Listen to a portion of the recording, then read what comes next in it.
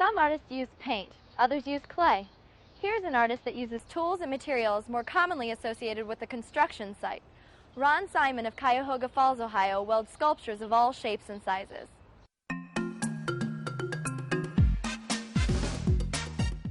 My name is Ron Simon. We're standing in my sculpture garden. Welcome to my studio. We're located in Cuyahoga Falls, Ohio, which is just immediately north of Akron. Basically, my medium is welded steel sculpture. Realizing that I could take a torch and just simply cut a piece of steel and then zip, put it right back together again, just made my mind start flying all over the place. And I knew right then, that feeling, right that moment, that this is what I wanted to pursue. I have to tell you, I plan every single piece out through a series of sketches.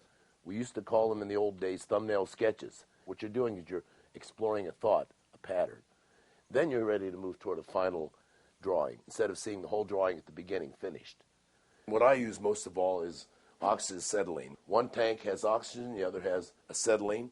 Acetylene basically fits my needs more. I'll be using this mask. It also serves as a shield because I have a tendency to work close. The more natural light you can have around you when you're welding, the safer it is for your eyes, for the contrast. This isn't for the same reasons that a painter uses that light. This is strictly to diffuse the light coming through my mask. This torch that's on here now is what I use for cutting steel. Here's a piece of pretty thick steel right here. It's plate. It's plate steel. Acetylene. All acetylene right here. All acetylene. Now add more heat to that, which is oxygen. And since I'm going to be cutting, I want to put as much as I can. This is going to require quite a bit of heat. I'm just going to simply cut this and show you why I was so excited. And the first time I ever did this, it made me decide that I want to keep doing it. Now it's starting to cut on its own, and now I'm ready to, with my thumb, release more oxygen.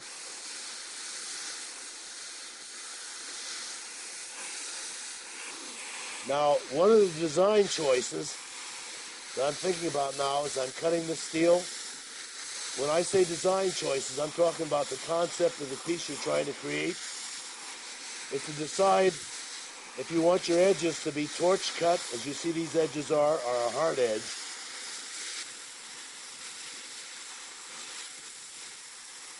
Okay.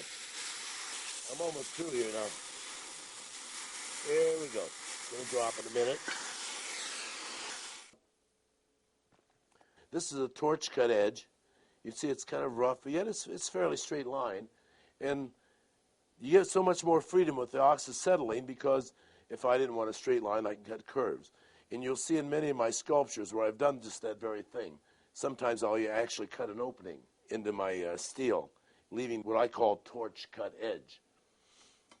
Now what we're looking at here is a piece that I've been working on. If you notice, the surface is quite textural. It's from the welds themselves. You'll see little welding rods to begin to make the form. The thing you need to know about welding immediately, unlike working with clay, when you can take a little dab of clay and just simply push it on and it becomes part of the overall body, you can't do that with steel. For this to be a part of the other, the area I'm working has to be molten hot, so the two become one. I know what it should smell like when I'm doing this. I know what it smells like if I'm burning paint off the surface as I'm welding. I know what it smells like when I use the other flames. But if I suddenly get a different kind of smell, I'll shut everything off and wait a while, because when you suddenly smell something different, it's time to stop and find out why. Maybe the sole of your shoe's on fire, for example. You're burning an electrical cord on one of your other pieces of equipment. But this area now, and the more I go over this, I can kind of move that metal around so it's a little more even, so it becomes more like what I was pointing to here. The surface that I've been working on, of course, leaves a textured surface. Now this is simply a choice. This one started out the same way, the sculpture, in that it had the rough welds.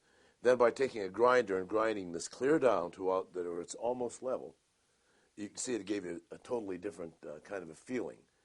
Here again, it's a design choice. Now, in this particular sculpture, I went another step with it. Took it to a plating company, and this is cadmium plated to get this kind of a total look. that I was interested in. In my sculpture garden, I have a sculpture that is a combination of the smoother, curvy surfaces of automobile bumpers and the welds. And the welds kind of follow and trail along the piece. So it's a combination of the two. This piece that I have here next to me is created from pieces of automobile car bumpers. I normally don't work with found objects. Some artists do.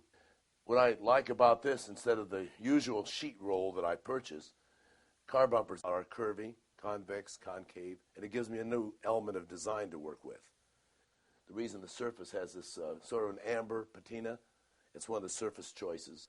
By grinding this clear down, there's copper in that alloy, and you get the dark and light patterns, then giving it a patina that's created by using a mild solution of nitric acid. We can finally get to this color that you see.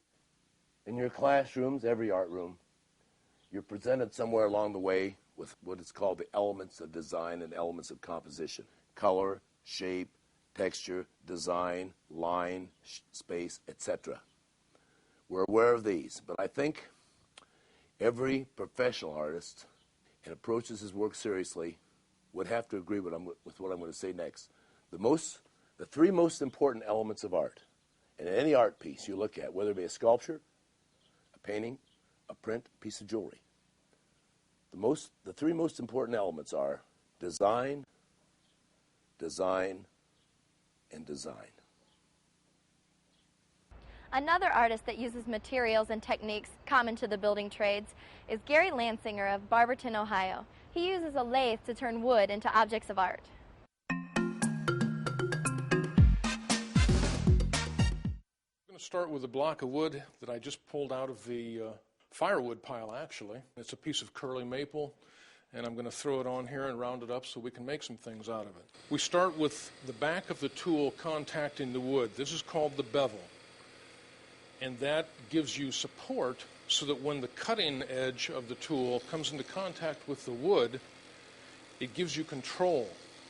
To hold this piece, I'm going to put it in this four-jaw chuck, but to get the base flat on this, I'm going to square up the end and do it with the square nose scraper.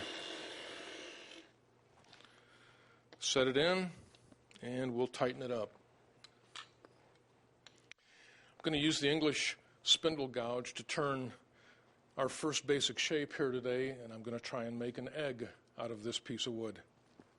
Lay the bevel, the back of the tool, against the piece of wood so it's rubbing, and then you raise the handle until the point makes contact, and then move to make your cut.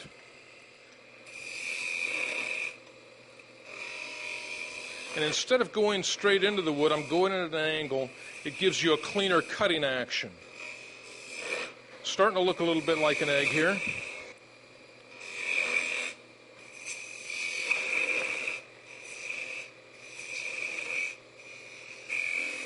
Make room this way so I can come back and cut the shape that I want this way. I'm going to use a little shear scraping technique to clean up some of the ridges on the egg here before I start sanding. Shear scraping is basically similar to cutting. You lay the tool on the tool rest, bring the bevel up against the piece of wood that you're turning, and then use the side of the tool to just scrape off a thin layer of wood and define the shape and clean it up a little bit to get rid of some of the ridges and some of the bumps. We can take this down to about 1/8 of an inch thick before we have any fear of it breaking off. Going to sand this first shape now.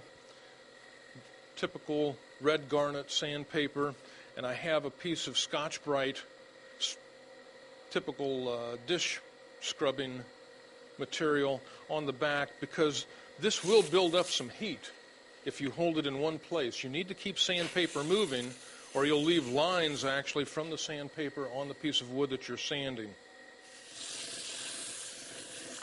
This maple is sanding really nicely. I may want to take it down to a little finer grit sandpaper. This is a medium grit sandpaper. We'll use the 220 grit sandpaper to do a quick finish sand. Now we're ready to part the piece off the lathe. I'll bring the tool rest back. Bring it up here fairly close. This is a parting tool. It's a diamond point or spear point parting tool. And it works just by putting it on the tool rest, the same principle as the other gouge. You lay the bevel of it on what you're turning, and then you bring the point into contact by raising the handle. And this will bring us down. I'm going to hold on to this here because it might get kind of loose. On the other end, I'm going to use the spindle gouge. I'll get a little cleaner parting cut with that.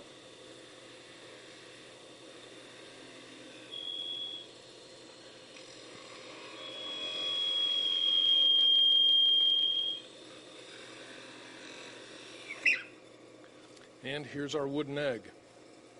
So I'll do a quick sand on the end of this. While I'm sanding here, we have an abundance of beautiful woods in northeastern Ohio and across the state. We have lots of hardwoods. We have nice maple, cherry, walnut. Fruit trees are especially nice. Apple, pear, and they make beautiful colored eggs and other implements that can be made very easily on the wood lathe. I'm going to take some mineral oil and put it on this rag, and then it'll be the finish for my egg here. I use mineral oil because it brings out the color and the grain in the wood, and also because it's absolutely safe. It's food safe. You don't have to worry about kids if they happen to put this in their mouth or get it on their hands. It won't hurt a thing. There's our first little project out of some maple with a little bit of quilting in it there. You can see the little bit of iridescence. And there's our project. I think my early inspiration to become a woodworker came from when I was a kid in Portage Lakes, just south of Akron. Right behind my house there was a woods, and we used to go back there and climb the trees. And I became familiar with the texture and the smell and the color of the different woods. And from climbing trees, it led to a series of tree forts that we built, and I became real familiar with the sticky sap that's on a pine tree or comes out of a cherry tree and gets all over your clothes. Then when I started cutting firewood, the textures and the colors and the scents of the wood became even more important to me. And so I was fortunate enough to begin some woodworking classes and learn from some really good people. I was able to learn how to reveal the beauty that's inside of every piece of wood. So it's been an inspiration to me to learn how to take just a piece of firewood or a piece of a tree and turn it into a beautiful object that's either useful as a functional piece or just a beautiful piece of art. Teaching materials for Sharing Art are available on the web at wneo.org/sharingart. Funding for this series was provided by the Martha Holden Jennings Foundation and Northeastern Ohio Education Association. NEOEA's members include elementary and secondary teachers, university professors, and support professionals proudly serving students attending the public schools and colleges of Northeastern Ohio.